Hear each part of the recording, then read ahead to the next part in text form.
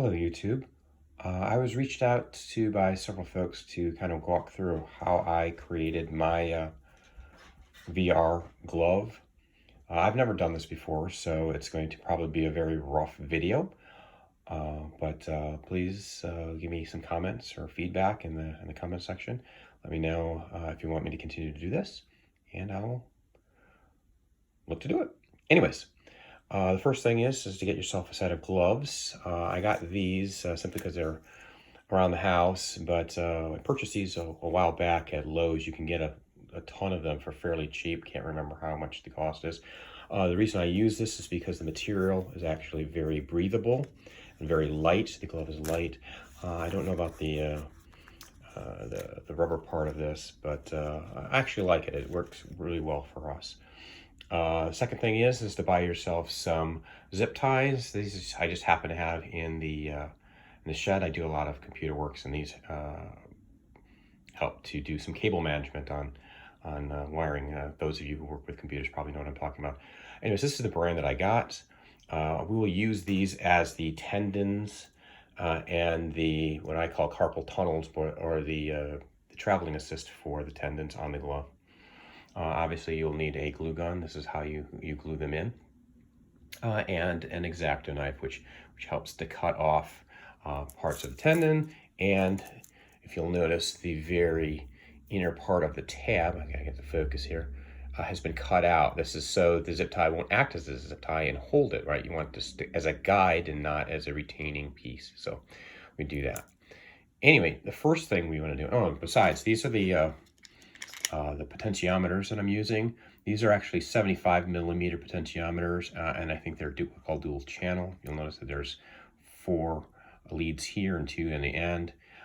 Each channel is on a side, so you have your +5 and a +5 for the second channel, and then you have your output and you have your ground, output and ground.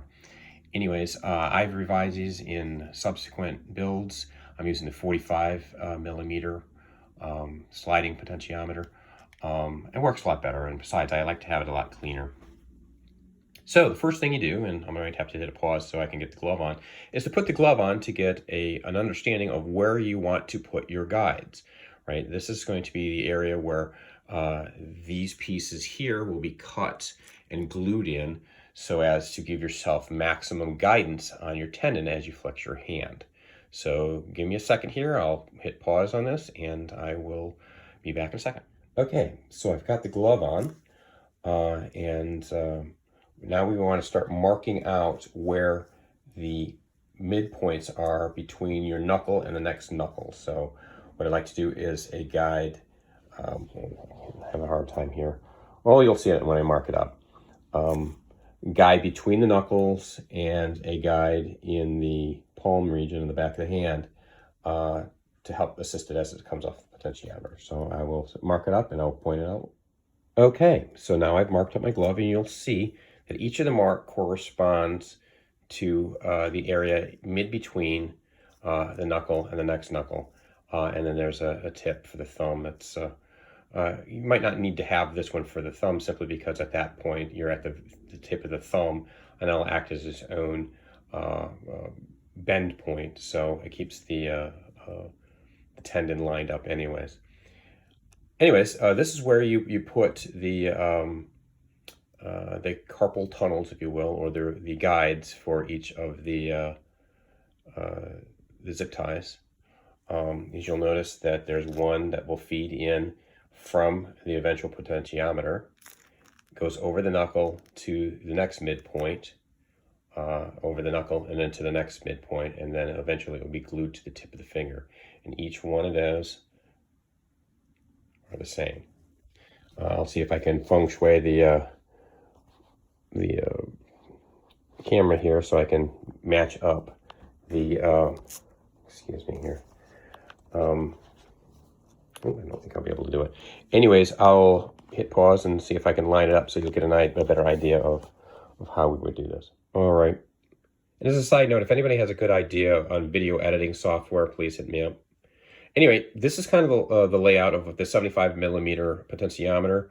Obviously, if you're using a shorter one, you'll have a lot more distance, which in my opinion is better simply because it lets the glove look a little less messy with the wires and a little less constipated as far as its overall design.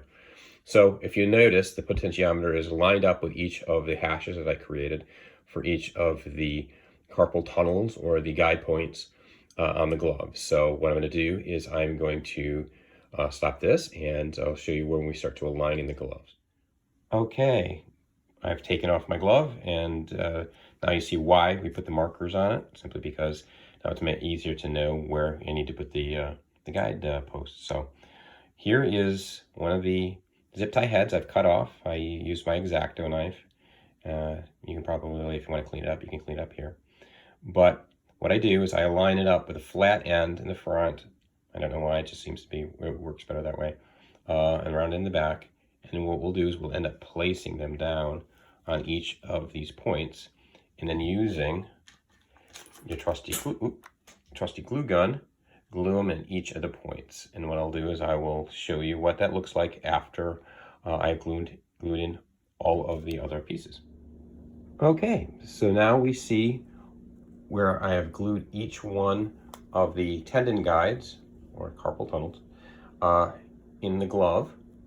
And I even threw in one of the tendons, which is simply a zip tie, to kind of give you an idea of how we would fit this up, excuse me. Ultimately, what's going to happen is we're going to glue the tip up here. So this is an anchor point for each of the tendons. Now, the reason we put these in these places is when you bend your fingers, it's going to give the maximum amount of travel, for the tendon to be able to then pull on the potentiometer and move it forward. We're going to glue the end of the tendon onto this lever right here, so that when the tendon is flexed, it will pull the potentiometer forward, and then when it is unflexed and straightened out, that's the neat thing about having these rigid zip ties, is that the zip tie will actually push that potentiometer slide back down.